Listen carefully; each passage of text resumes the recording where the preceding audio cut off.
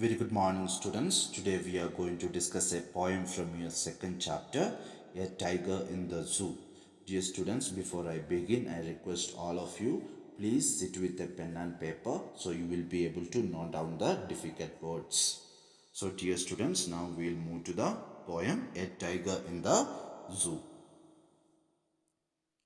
A Tiger in the Zoo is written by Leslie Norris. Leslie Norris was a prize winning Welsh poet and short story writer.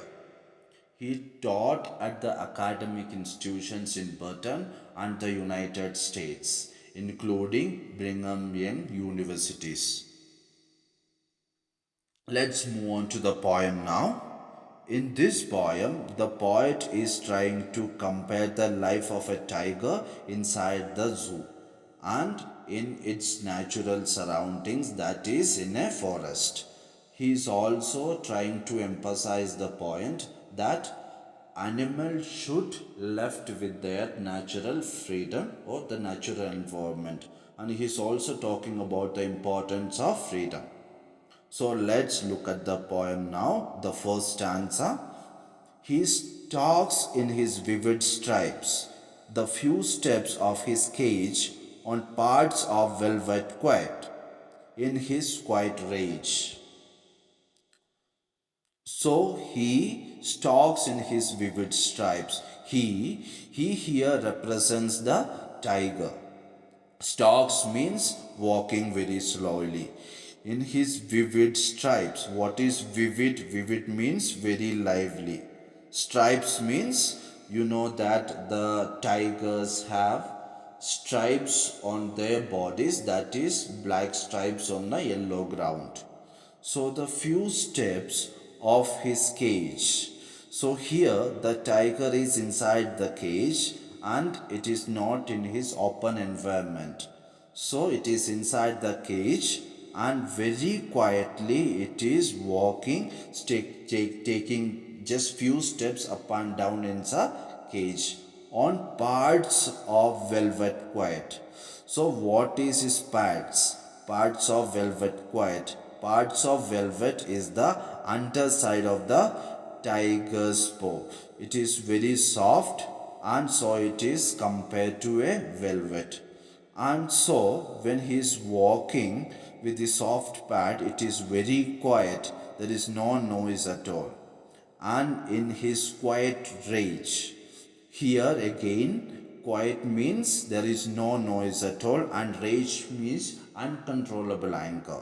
So the tiger is very angry, it is inside the cage, and how is it showing its anger? It is keeping quiet and at the same time taking a few steps walking inside the cage up and down. So, why is the tiger angry? Because it does not have freedom and it is kept inside the cage. So, it is showing its anger by remaining quiet and walking silently up and down inside the cage. He should be lurking in shadow, sliding through long grass near the water hole where plump deer pass. So he should be lurking in shadows. What is lurking? Lurking means hiding. So now the poet is trying to say that he should not be inside the cage. He should actually somewhere in the inside the forest. Lurking in the shadows means hiding in the shadows. Sliding through the long grass or walking very silently through the long grass that are found in the forest near the water hole where plump deer pass. So the tiger is always found near places where it can find its prey, especially places where there are water and animals comes to drink water.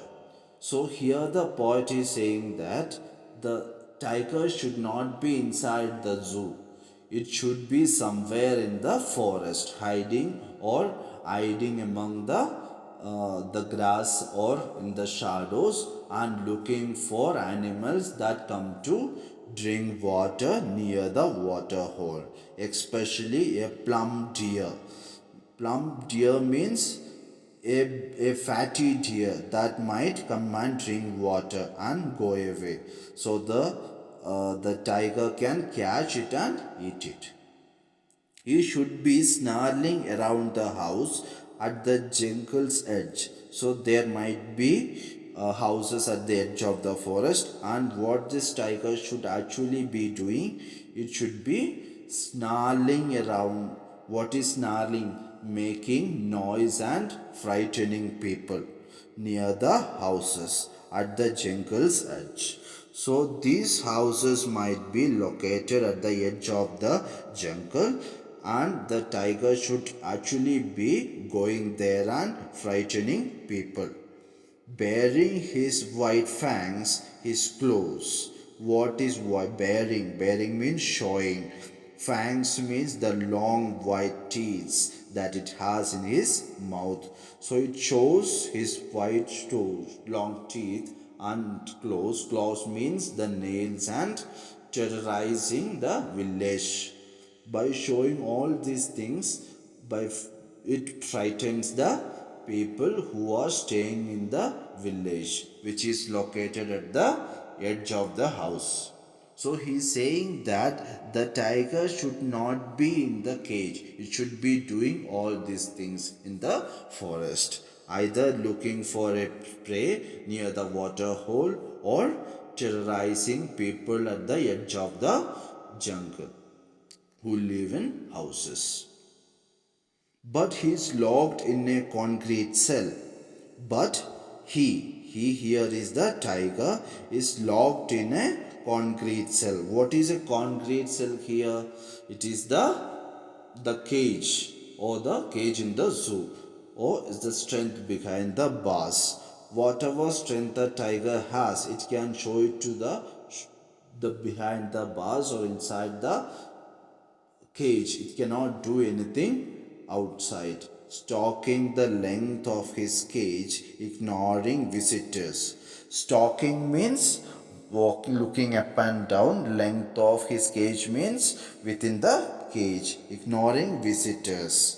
So that the tiger is locked inside the cage and it cannot do anything because it is locked inside, and it is just walking up and down, and it's not bothering to looking at the visitors by, because it is angry, it is not free, it cannot show its strength when annoyed that it is locked inside the cell. So it is not looking at the visitors.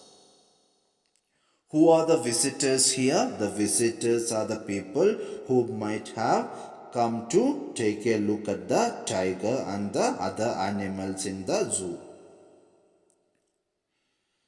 He hears the last voice at night, the patrolling cars. So during the night, what happens? The last voice that the tiger hears is the patrolling cars. The people inside the zoo who keep moving up and down in cars, checking what the animals are doing, whether they are all inside or whether everything is all right. So the sound of these cars are the only sound that these tigers hear, or the animals hear at the night, and stares with his brilliant eyes at the brilliant stars.